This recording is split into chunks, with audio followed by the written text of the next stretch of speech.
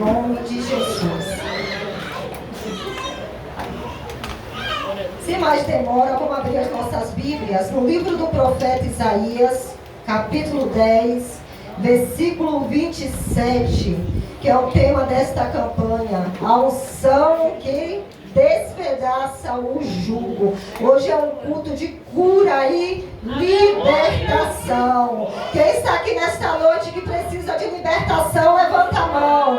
Eu preciso, todos nós precisamos a cada dia ser libertos de tudo aquilo que não agrada ao nosso Deus. Vamos à leitura?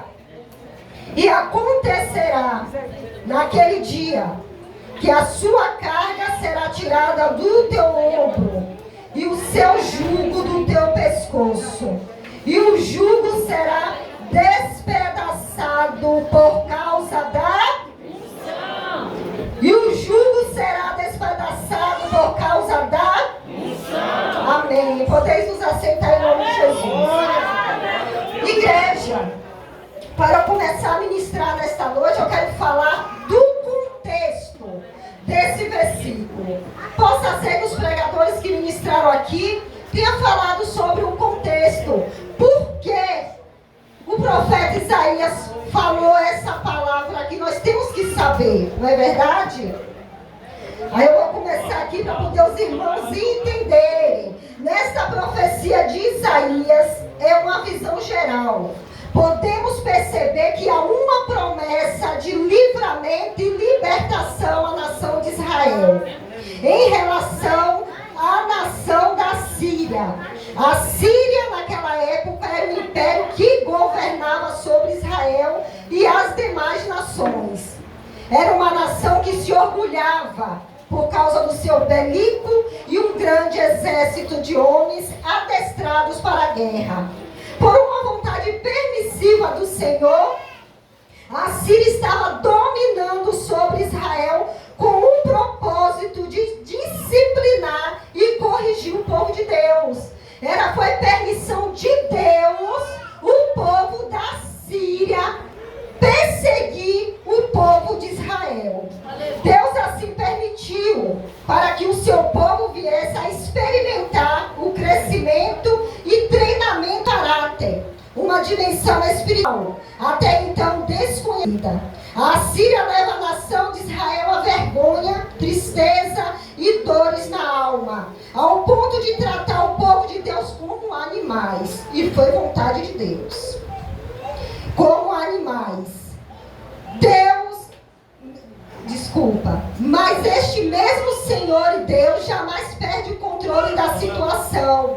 O Senhor usa o profeta Isaías para libertar uma palavra profética dentro daquela situação. E todo sofrimento, desprezo, vergonha, derrota, humilhações e lágrimas iria chegar ao fim. Deus promete vingar o seu povo e colocar um ponto final no seu sofrimento. Como prova do seu amor por Israel, ele lhe faz uma promessa. E acontecerá naquele dia que a sua carga será tirada do teu ombro e o seu jugo do teu pescoço. E o jugo será despedaçado por causa da unção. Então assim, esse jugo que estava sobre os ombros do povo de Israel foi permissão de Deus. Sabe por quê? O povo estava rebelde, o povo estava adorando outros deuses, o povo estava fazendo tudo conforme a vontade dele. E quando o povo começa a fazer as coisas com a sua própria vontade, não pergunta qual é a vontade de Deus, mas quer fazer a sua própria vontade, o próprio Deus lança o jugo. Mas agora os irmãos podem também estar perguntando, pastor, o que é jugo? Nós precisamos também estar cientes o que é jugo. Olha só o que é jugo. Jugo é um acessório feito de madeira que se coloca sobre o pescoço do animal para puxar a carga. O jugo impede que o animal olhe para a direita ou para a esquerda. E também não pode olhar nem para trás e nem tampouco para cima. Só olhava para a frente. Esta era a situação da nação de Israel. Eles eles eram escravos, estavam ao serviço para o inimigo. Deus promete tirar a carga e quebrar o jugo. E a promessa do Senhor é: vou tirar a carga e quanto ao jugo, não vou apenas tirá-lo, mas vou despedaçá-lo. Então aquilo que Deus permitiu, que foi como eu estou falando, e a Bíblia nos relata, se vocês voltarem capítulos anteriores, vocês irão ver que foi o próprio Deus que permitiu. Agora eu faço uma pergunta, trazendo para os dias de hoje. Conosco será que é diferente? Será que conosco é diferente? Muitas vezes o jugo que está sobre o nosso pescoço, e muitas vezes nós nos perguntamos: por que eu estou passando por isso? Por que eu passando por aquilo? Porque essa luta não cessa. O povo de Israel sabiam, porque eles estavam passando por isso, e Deus permitiu o povo da Síria perseguir e colocar esse jugo sobre o lombo deles, e eram tratados como animais. A Bíblia diz que era tratado como cachorro por causa da rebeldia. Mas Deus promete aqui: vou tirar a carga, e quanto ao jugo, não vou apenas tirá-lo, mas vou despedaçá-lo. E o Senhor assim o faz, para que o povo não mais se lembre do objeto de vergonha, de fracasso, de derrota. Deus vai, quebra o jugo do inimigo que oprime e vai pôr um fim em toda aquela situação. Mas é o que? Através da unção que o jugo é despedaçado. Pastor, o que é unção? Vamos lá. Unção é um poder. Escola bíblica hoje é pastora, não, mas eu quero que vocês entendam o contexto. Aleluia! Unção é um poder, uma autoridade divina concedida para realizar a obra de Deus e fazer proezas em nome do Senhor. Esta unção no Antigo Testamento era concedida aos sacerdotes, profetas, reis e juízes. Na Nova Aliança, esta unção está relacionada à operação do Espírito Santo na vida do crente. O apóstolo João, escrevendo aos cristãos do primeiro século, disse: e vos tende a unção do santo, e sabei tudo, e a unção que vós recebeste dele fica em vós. A unção capacita o crente e o reveste de uma autoridade espiritual para realizar a obra de Deus. Jesus disse aos seus discípulos: mas recebereis a virtude do Espírito Santo que há de vir sobre vós, e ser-me-ei testemunha tanto em Jerusalém como em toda a Judeia, Samaria, até os confins da terra. Jesus foi o homem mais ungido que pisou nesta terra. O apóstolo Pedro nos atesta dizendo como Deus ungiu a Jesus de Nazaré com o Espírito Santo e com virtude, o qual andou fazendo bem e curando a todos os inimigos do diabo, porque Deus era com ele.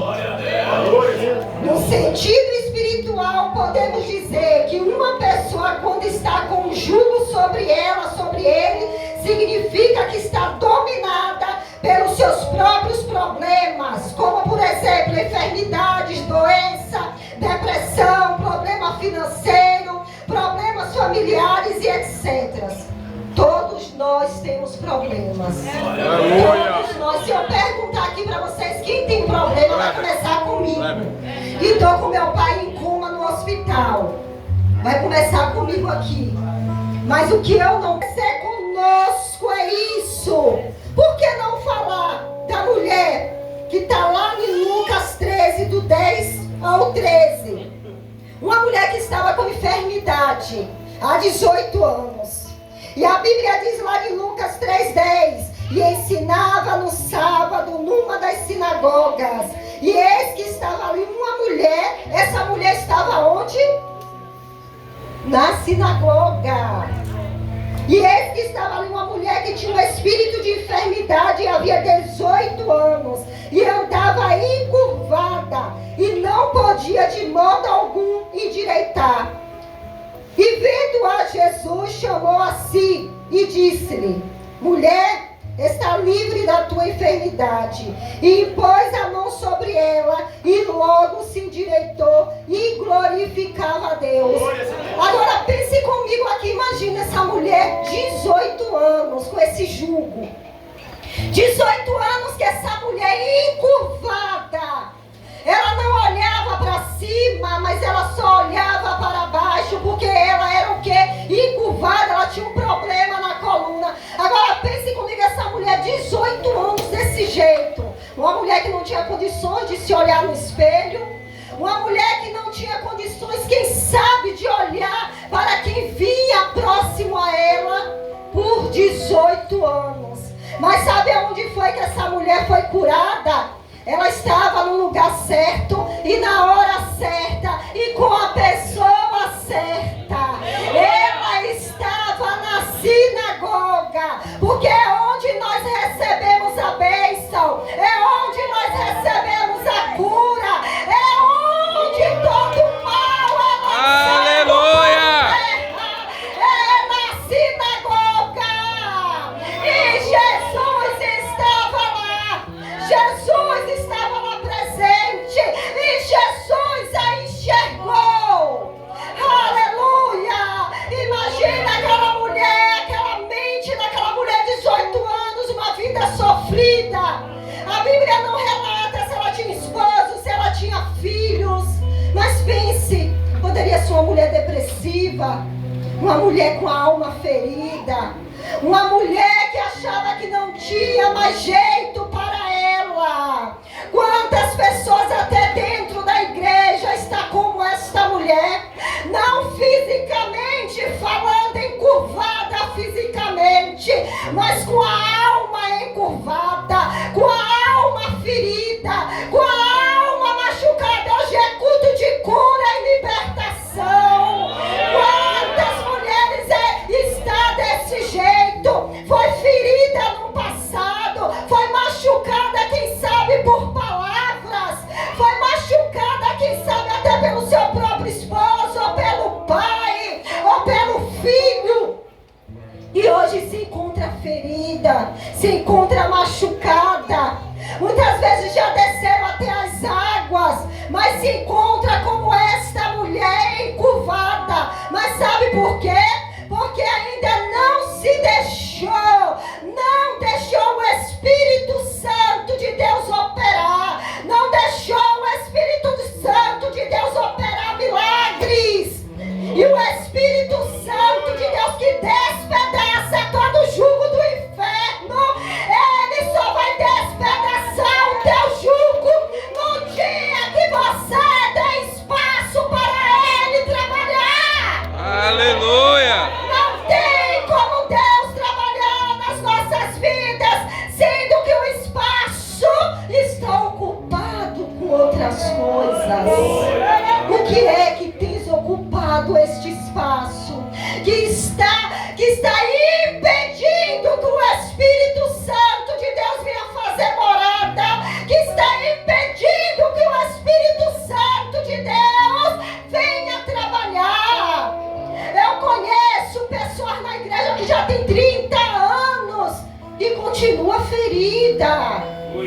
Não consegue perdoar o esposo, não consegue perdoar a esposa, vive de fachada.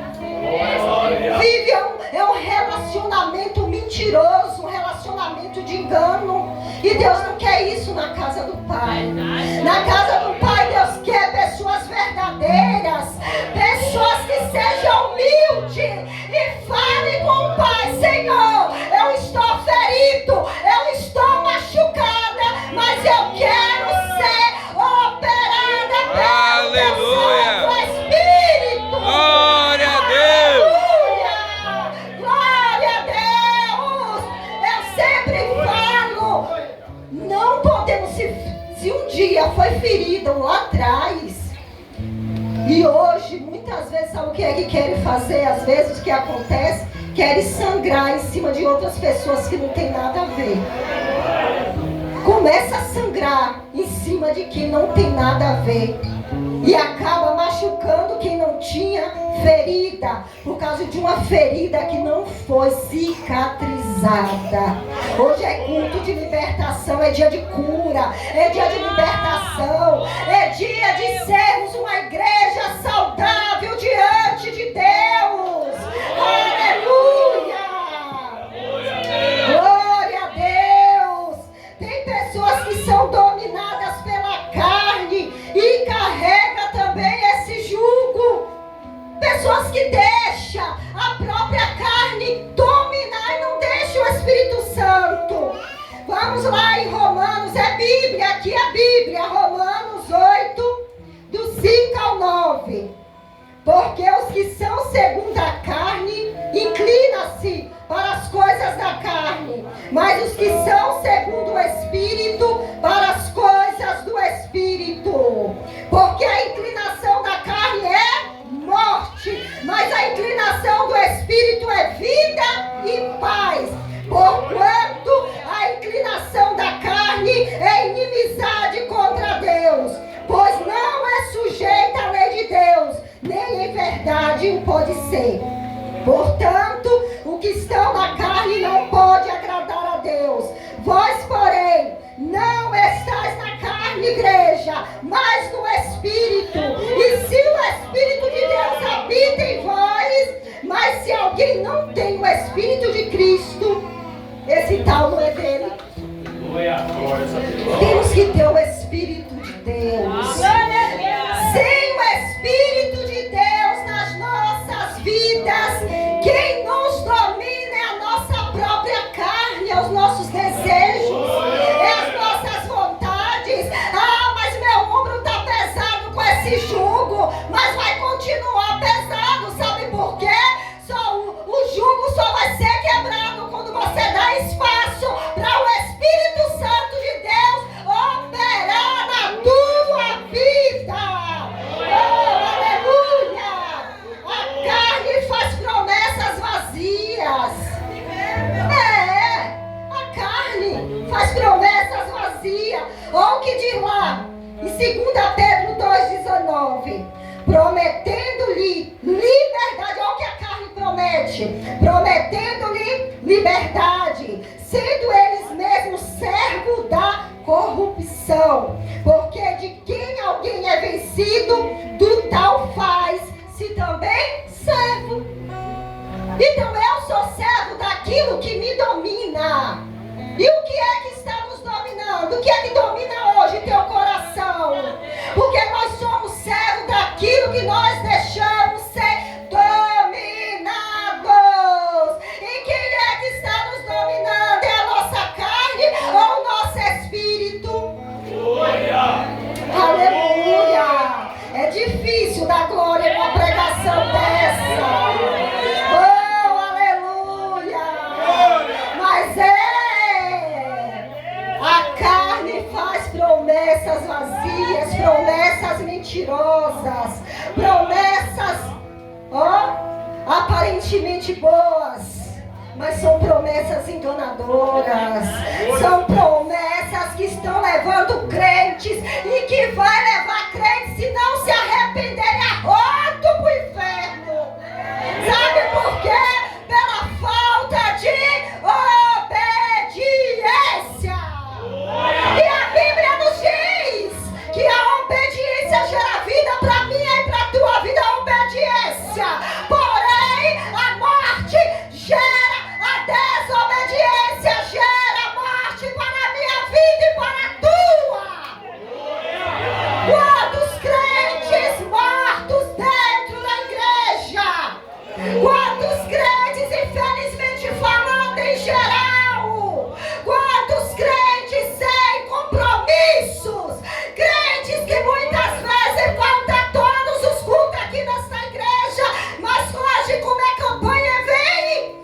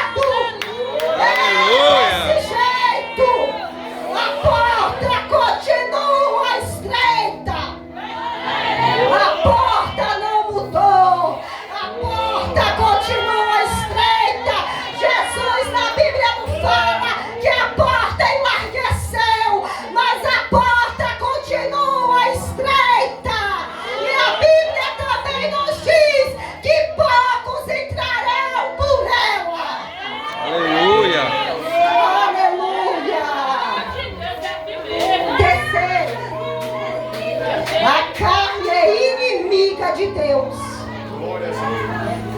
É a senhora que está falando negativo, é a Bíblia que fala em Gálatas 5:26. Eu só falo o que está na Bíblia.